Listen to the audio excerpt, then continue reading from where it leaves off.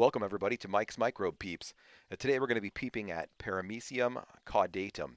Paramecium caudatum is a very common single-celled organism. It's found in freshwater, brackish water, salt water, and it's found all around the world.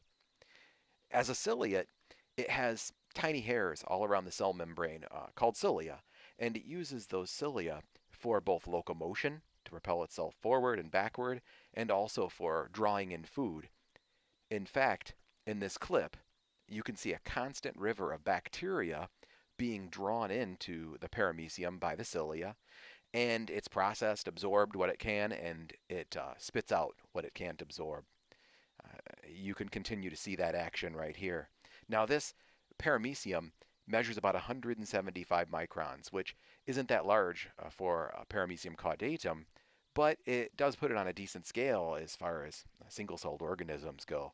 When you look at it, you can see a lot of detail. You might notice in this upcoming clip a couple of contractile vacuoles.